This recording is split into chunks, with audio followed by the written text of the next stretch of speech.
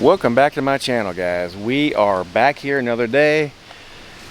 Today's project is right here in this hole. We are going to make a deer blind like no other. Now, if you guys have seen any of my videos in the past, I have done a video on a shovel, survival shovel, and I've done a video on this right here. Today I'm going to give you my final review on this saw, because I'm telling you, you're going to be pretty impressed. So definitely watch this video all the way through. Barry, you've really inspired me to come back out here and do some videos. Now, I'm not going to cook today still yet. I've got a lot of work here to do, and I want to get it done before, basically before fall. It's just the end of June right now, and I just need to get pumping on this thing, because last year, like I said before, I started this video and I just never finished it, the blind nor the video, and I just deleted it, which I do a lot. So anyway, we're gonna get down in here. This is if you watch alone, there's something called a pit house there. This is kind of what it is. This is a man-made pit. I don't know if there was a tree there years and years and years ago, but it's a hole in the ground, and we're gonna make this a very nice blind. I'm gonna cut some trees. Like I said, this property owner said I could cut some of these trees down, which I was very thankful for.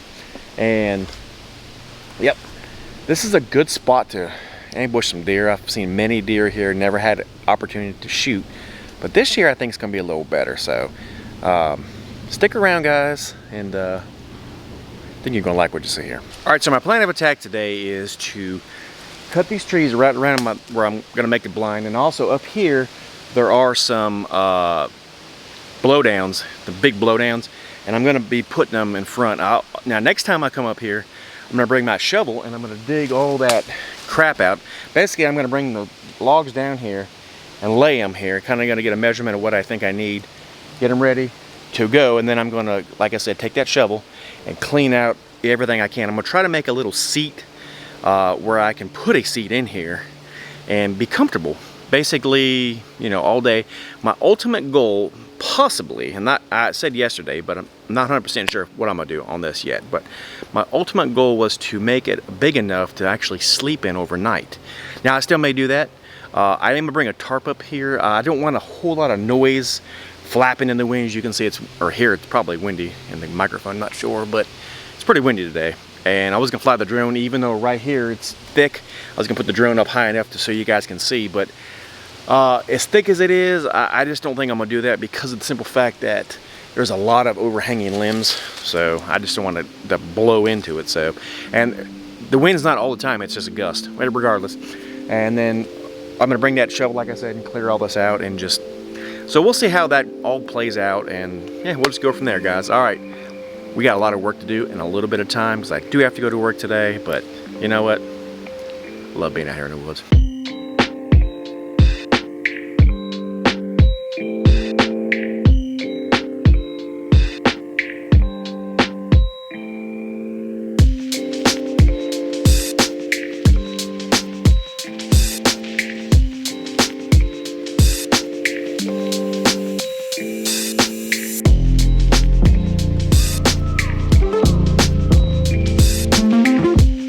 So one thing I've noticed from this saw right off, from my first video up until now, me using it, I've noticed that my first video, when I was sawing, a lot of the times with this, the saw would actually stop. Now, I didn't understand why I was doing that, and I just still don't know why. I thought it was a battery issue or just some safety feature. But I've noticed now, my finger's not on the trigger, so don't anybody get panicked. But when you're sawing, say this is the log, if you're sawing out here, anywhere in here, it won't stop unless the battery's going dead. If you saw right here next to the whatever that is, I don't know, I'm not a chainsaw person, but somewhere right in here up against the thing, it'll saw for a little while, but then it stops. So I don't know why it does that. I don't know if there's a little sensor in there, which I doubt very seriously, but yeah, other than that, as long as you do, like I just now told you, saw anywhere from basically here to the end, it won't stop. So anyway, I've sawed a lot of stuff. I need to get going. I've got more to saw. I'm not gonna record every little teeny anything, but we're gonna do a time lapse. I started doing one over here. We're gonna finish it, and I will show you guys in a time lapse how that is gonna be installed. I kind of just briefly showed you in a small little time lapse. I'm gonna add probably to that. I haven't decided. I might just use that whole time lapse for the beginning. We'll see. But anyway, I'm gonna get sawing because I gotta walk way up in here and get some of these trees down.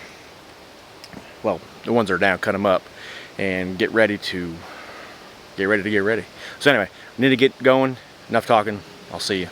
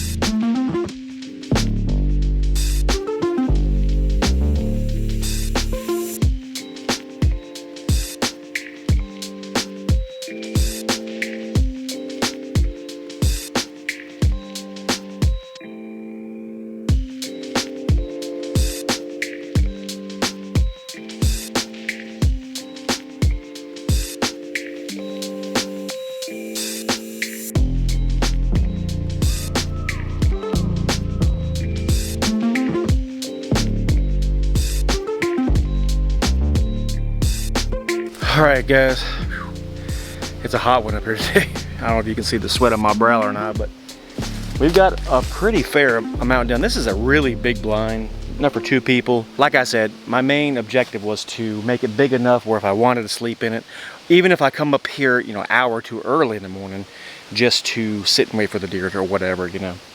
But yeah, I think my door is gonna be like right here in the back. How it's sloping down, you guys can see probably. I think you can see it. Yeah, so it's sloping down where the saw is. I think I'm gonna just leave it sloping like that, and then what I'll do is I'll bring some netting. Now, every time I leave netting in the woods, especially now, the bear freaking shred it. I don't know why, they just love it. Now, and I may not, I may beef it up right there, I don't know. But I'm gonna have to have a door to get in there, obviously. I'm probably gonna make it probably about this high right here, where my hand is.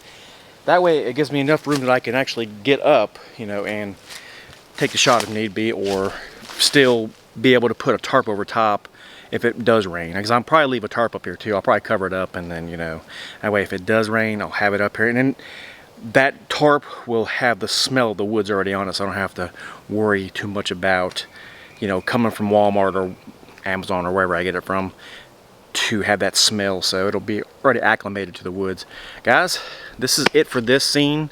Let me tell you what I think about this saw, because as you guys see, it's laying over there.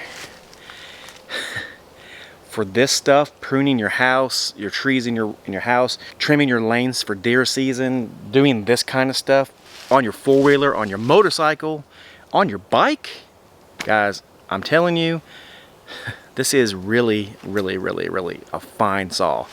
Now, let me go over and get it real quick. I mean, you guys can see I use the crap out of it. Now, the blade is still semi-sharp. I am not a good blade sharpener. So probably what I end up doing after I get done with this video is sit here and order me a new camera strap for my camera and a blade for this, because it's not dull, but it's getting that way. I've been cutting a lot of locusts. They've been laying down, thank God, because those trees last for freaking ever. So I'm hopefully gonna put a bunch more over here. There's a couple more laying down over there I want to go down and get. But if you guys are interested in this saw, I have a link down below. I also have an Amazon store. If you guys just want to buy it or look at it or whatever, just see if you're interested in it, definitely check it out. If you buy from my link, it may make me a little bit of money. It will not cost you a dime more than it would for you to order it by yourself. And I'm telling you, it is, if you are remotely handy, like you go prune your trees in your yard, because I've used it, that's what I did with it. First, obviously, and then this, obviously, too. And bushcrafting. Now, obviously, bushcrafting is not about a saw, but it does help, like when you go car camping or what have you. It's not that heavy. Like I said, you can check out that description and pick it up if you choose. If not, that's fine, too. Just check out, see if you like it or not. least with Amazon, you know you can send it back. The battery life on these things are really, really good. I've cut all that literally, and I only have 1 bar taken off there. You guys, let me see if I can show you. So here's 4 bars and 1 missing. So I've cut pretty decent amount. And it does have an automatic oiler, which I really like. And it does work. And I still have about half of a tank of oil. So I would dare say that from what I remember, because I haven't used it since the Prima trees, which was right in the beginning of spring, like probably into April, beginning of May. And I'm pretty sure that for 1 battery, you just need to put some oil in, just like a chainsaw. Every time you run out of gas, you put oil in. So same thing with this. Yeah, I have nothing bad to say, guys. So I'd say pick one up. So anyway, guys, if you like what you see here, like and subscribe. God bless, and we'll see you on the next one. Have a great day.